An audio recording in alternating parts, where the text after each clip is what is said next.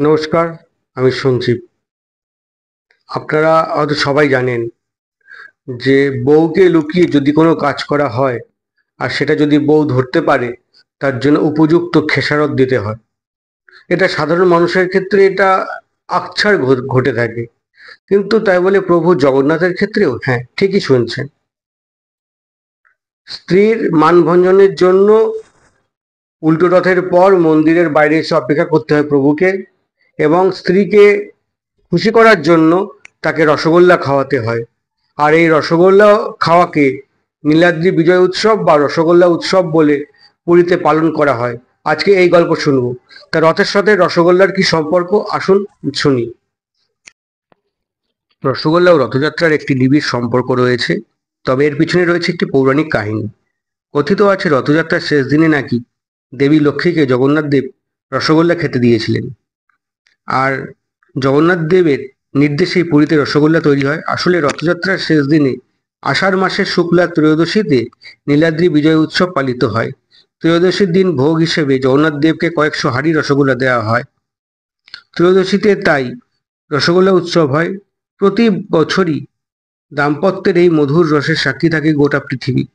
পৌরাণিক কাহিনী অনুসারে জ্বর থেকে সেরে ওঠার পর প্রভু জগন্নাথ যখন সুভদ্রা এবং বলরামের সাথে ঘুরতে বেরিয়েছিলেন, তখন লক্ষ্মীকে বলেছিলেন দুদিনের মধ্যে তারা ঘুরে চলে আসবেন। কিন্তু দুদিনের মধ্যে তো প্রভু ফিরলেনই না, এমনকি ৩-৪ দিনেও তার দেখা পাওয়া যায়নি। শেষ পর্যন্ত পঞ্চম দিনের মাথায় প্রভু জগন্নাথের খোঁজে বের হন দেবী লক্ষ্মী। যেহেতু দেবী লক্ষ্মী প্রভু জগন্নাথকে খুঁজতে পঞ্চমী তিথিতে বেরিয়েছিলেন, তাই সেই দিন থেকে বলা হয় হেরা পঞ্চমী। কথিত আছে প্রভু জগন্নাথ দেবের খোঁজে যখন দেবী লক্ষ্মী জগন্নাথের জন্য গুন্ডিচা মন্দিরে পৌঁছান, তখন দেখেন জগন্নাথ সুভদ্রার সঙ্গে বসে মিষ্টি খাচ্ছে। তখন তাড়াহুড়ো করে দেবী লক্ষ্মী মন্দিরে ঢুকতে গেলে সেই সময় তাকে বাধা দেওয়া হয় এবং দরজা বন্ধ করে দেওয়া হয়।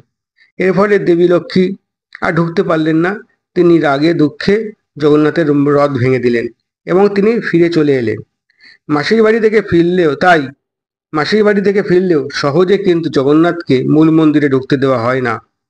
তাকে ৩ দিন ধরে রথের উপরেই উপবিষ্ট থাকতে হয়। এই ৩ দিন একাধিক অনুষ্ঠানের মাধ্যমে সমাপ্ত হয় রথযাত্রা উৎসব।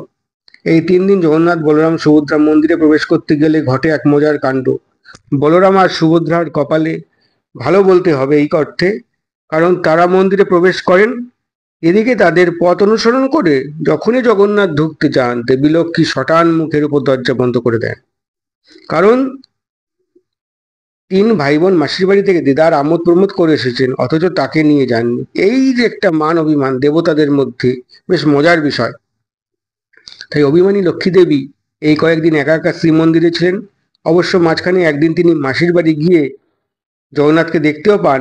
তার ফলস্বরূপ জগন্নাথকে মন্দিরে ঢুকতে গেলে তাকে দরজা বন্ধ করে দেয়। অবস্থার বেগতিক দেখে স্ত্রীর মানভঞ্জন করার জন্য প্রভু জগন্নাথ রসগোল্লার আয়োজন করেন।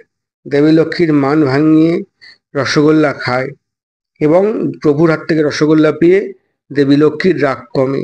আর রাগ কমার পর ১ বছরের জন্য প্রভু আবার সে রত্নবেদিতে জায়গা পান। অর্থাৎ স্ত্রীর অনুমতি ছাড়া কোথাও ঘুরতে গেলে বা চলে গেলে বা মিথ্যা বললে কি পরিণতি হয়, জগন্নাথকে দেখে আমাদের শিখতে হবে।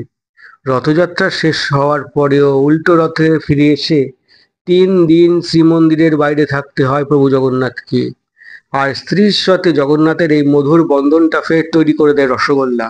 অর্থাৎ রসগোল্লা এমন একটা মিষ্টি, যে মিষ্টি প্রভু জগন্নাথের একটা হাতিয়ার। শুধু হাতিয়ার নয়, এখানে রস আছে, ছানা আছে, ভালোবাসা আছে, প্রেম আছে। দাম্পত্যের একটি সুন্দর মধুর মিলন ঘটছে এই রসগোল্লার মাধ্যমে। তাই রসগোল্লা প্রিয় জগন্নাথকে জন্য। আবার জয় জগন্নাথ। তবে বুঝতে পারলেন তো, মানুষ কেন, ভগবানও ছাড় পায় না বউকে লুকিয়ে যদি কোনো কাজ করা হয়। তাই জগন্নাথ তার স্ত্রীর মানভঞ্জনের জন্য রসগোল্লা এনেছেন। আমি জানি না গোটা পৃথিবীর পুরুষ সমাজ তার স্ত্রীর মানভঞ্জনের জন্য নিশ্চয়ই বিশেষ কোনো উপায় অবলম্বন করে থাকেন। সকলেই ভালো থাকুন, সুস্থ থাকুন। জয় জগন্নাথ। কেমন লাগলো ভিডিও? দেখা হবে নতুন ভিডিওতে। কমেন্ট করুন, লাইক করুন, সাবস্ক্রাইব করুন। নমস্কার।